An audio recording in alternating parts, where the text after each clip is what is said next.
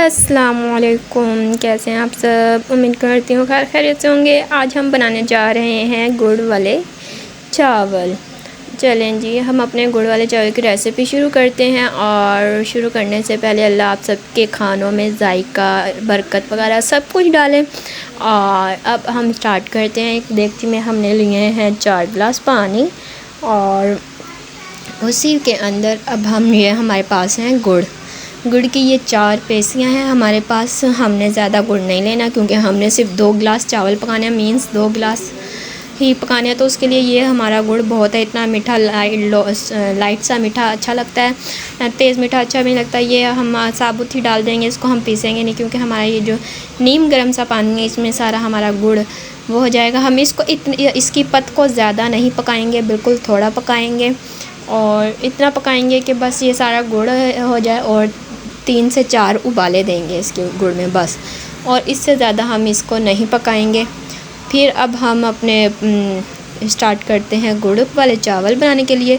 तो हमने एक पैन में ले लिया है घी में हमने ये जो इलायची होती है सब्ज़ वाली, इसके दाने निकाल लिए हैं और कुछ साबुत। इसको अच्छे से इसमें फ्राई करेंगे थोड़ी देर। और अगर आपने इसमें डालने हैं नट्स वगैरह वो भी आप इसी वक्त डालेंगे। मैं बगैर नट्स के बना रही हूँ, ये बगैर नट्स के भी हम बना सकते हैं। ये हमारी इलायची हो चुकी थी, अब हम इसमें डालेंगे ये जो हमारा हमने ये बना के रखा था गुड़ का, ये 4 गिलास पानी है, ये हमने इसमें डाल दिया है। और अब इसको हम बॉईल करेंगे अच्छे तरीके से। बॉईल करने के बाद जैसे हम नमकीन चावल पकाते हैं वैसे ही इसको बॉईल करने के लिए हमने रख दिया है ढक्कन ढक के। और जैसे ही ये बॉईल होते हैं हम इसका ढक्कन खोलेंगे पानी को और देखें अभी तो हमारा ये पकना शुरू नहीं हुआ है। जैसे ही ये हमारा पकना शुरू होगा तो इसमें से एक मज़े की स्मेल आना शुरू हो जाएगी, इलायची की खुशबू आना शुरू हो जाएगी। और ये देखें हमारा पकना, क्योंकि मुझे स्मेल आना शुरू हो गई थी, ये हमारा पानी पकना शुरू हो गया। ये हमारे 2 गिलास जो पानी है हम सारे इसमें थोड़ा थोड़ा करके सारा डाल देंगे और फिर इसको दोबारा हम दम पे रख देंगे हिला के चमचा इसको। फिर अब हम इसमें थोड़ी सी सौंफ डालेंगे। सौंफ को हम लेंगे थोड़ी सी, ज़्यादा नहीं, थोड़ी सी सौंफ लेके उसको हाथ पे अच्छे से रगड़ेंगे। इससे ना सौंफ रगड़ के डालेंगे तो इससे जायका अच्छा आएगा चावलों में, और भी ज़्यादा मज़े का जायका आएगा। तो इस वक्त इसमें हम डालेंगे जब हमारा पानी वो हो जाएगा। तो ये जो सौंफ है इससे हमारे चावलों का जायका और खुशबू तो और भी ज़्यादा प्यारी आएगी गुड़ वाले चावलों में।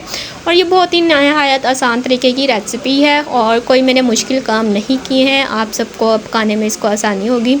अब हमने इसको ढक दिया है चूल्हे को और फिर अब हम इसकी देखेंगे। ये देखें हमारे राइस तकरीबन बनने वाले हैं और जैसे ही हमारे राइस बनते हैं इसको मैं डिश आउट करके आपको दिखाऊंगी कि कैसे हैं। और इसी के साथ मैं आप सबसे चाहूँगी इजाज़त। और खुशबू बहुत मज़े की आ रही है और मैं आप सबको कहूँगी अल्लाह आप सबके खानों में बरकत दे, रिज़्क़ में बरकत दे और आपके खानों में इतना जायका दे कि आप लोग उंगलियां चाटते रह जाएं। इसी के साथ अल्लाह हाफिज़ एंड एंजॉय द गुड़ वाले चावल। और इसको ट्राई करके ज़रूर बताइएगा और रिव्यू ज़रूर दीजिएगा और आप लोग एंजॉय करें इस रेसिपी को। Bye bye.